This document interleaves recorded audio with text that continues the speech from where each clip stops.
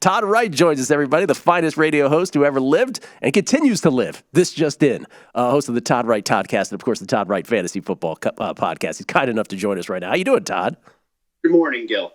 Hey, man, so let's start how we started last week, which is, and you're a Cowboys fan, so you're the perfect person, just your thoughts on the Cowboys and Giants in general after watching that game last night.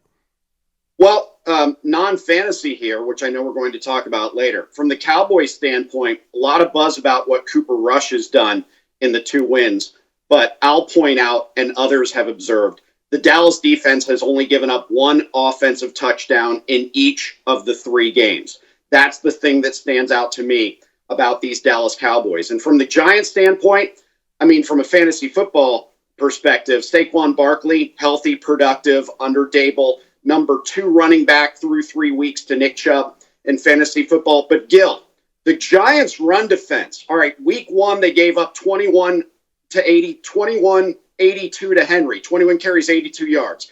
McCaffrey, week 2, 15 for 102. Pollard and Zeke combined for 28 for 178 for Dallas.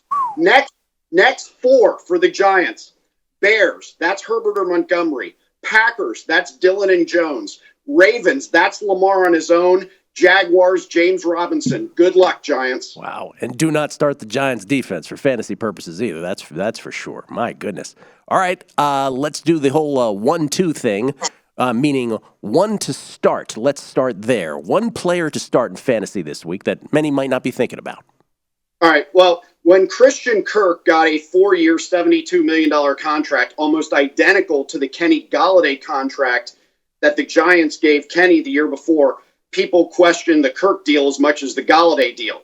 Golladay still hasn't scored for the Giants since coming over. Kirk has scored 3 times already for the Jaguars. And very consistent with his volume.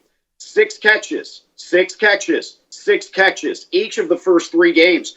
And Gill, it's not like James Robinson isn't productive, and Zay Jones didn't just have a good game. Kirk is still very involved in this Jaguar offense. I like that call. He is, and we all kind of, at least I did, I'll raise my hand, when Kirk got the contract, when Zay Jones got the contract, I kind of snickered. Not so fast, my friend. 1 to bench, not cut, but bench. Who you got here? I think most fantasy owners who have owned Russell Wilson anytime in the last 6 years have felt very frustrated, and they are again this year. I show him in my settings through 3 weeks as QB 22. You can't start QB 22 in week 4. I don't care where you picked him. He has thrown for 743 unproductive yards, 2 passing touchdowns. Gil, Lamar Jackson has thrown for 749 yards and thrown for 10 touchdowns. Russell had 9 3-and-outs in that awful game on Sunday night. I don't think you can play him right now. Let's ride, Todd. By the way, how corny is that, Kelly? Let's ride. Every day. Oh, my God. That and run or pass. It's just terrible. 1 to cut, just done with. I don't think Raheem Mostert is holding his value, and the Dolphins had 2 rushing touchdowns in the win against the Bills, and they were both Chase Edmonds touchdowns. I show Mostert as RB51 through 3 weeks. Waddle is the primary target in the red zone. 28 unproductive touches for Mostert. I just don't see his value right now. All right. It is a, who to start, who to sit kind of time of week to think about. Who might you claim on waivers that's out there in most leagues? Yeah, Mostert was on over 50% of rosters going into the waiver period. Khalil Herbert was not. And I've talked to you in the past about Khalil Herbert. And when you hand him the ball, just watch what he does, how strong he is, how quick he is to make a decision. And he always falls forward or makes the first guy suffer or miss. And Herbert had a huge game once Montgomery went out early against the Texans in the loser Lovie Smith Bowl. Montgomery is day-to-day. Herbert is the guy to claim because he was available in over 50% of Yahoo leagues going into this week. All right, let's get to trades. And we'll get to one that you had in your league here momentarily. But one to trade in a buy low, one to trade in a sell high. What do you got?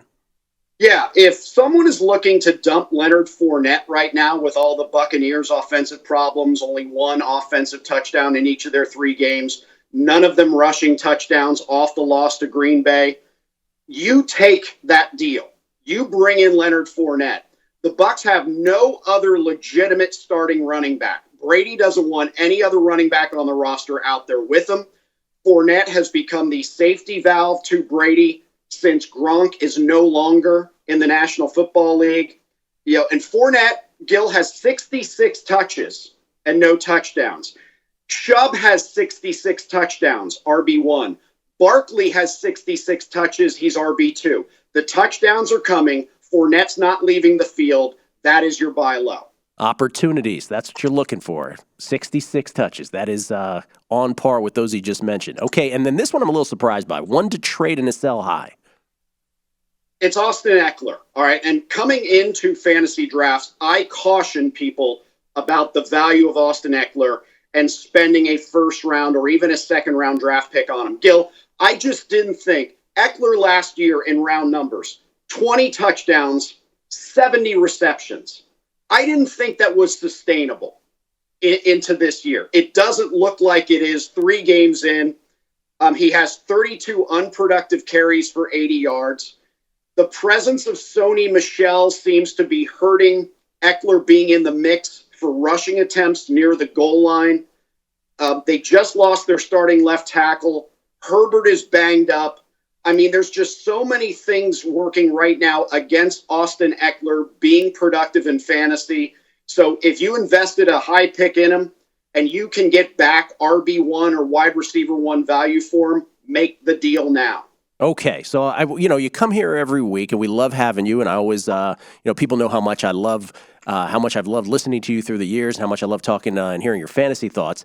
But for those who may say, "Wow, boy, I get it. He commissions leagues, he rules with an iron fist. All the things you say, he lets us know about offensive trade offers. Does this guy ever do anything wrong himself?" You would say to them, "What?"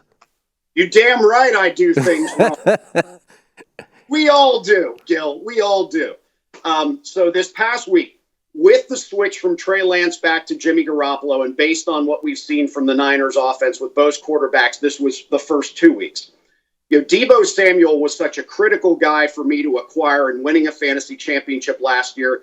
He finished as wide receiver 2 in my settings to cut wide because of all the rushing attempts.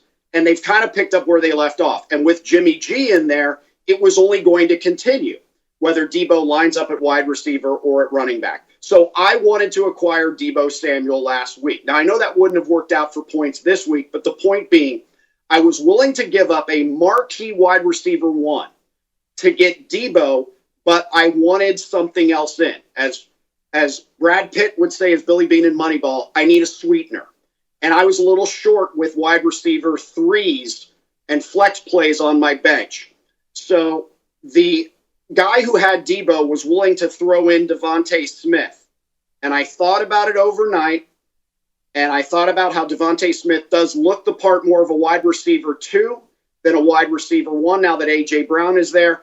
But just based off last year's numbers, I didn't see enough from Devontae Smith in the red zone. And then he explodes in week 3. Yes, he does. One of the best wide receivers in fantasy football. I think his fortunes are very good. I wish I had made the deal. I wish I owned Devontae Smith. He fits that Eagles offense very well. All right. Well, we wanted a little note just to let people know you were human, and there it is. Just, by the way, and all in the first half, too. It was like, oh, you don't like me? Todd Wright, watch this.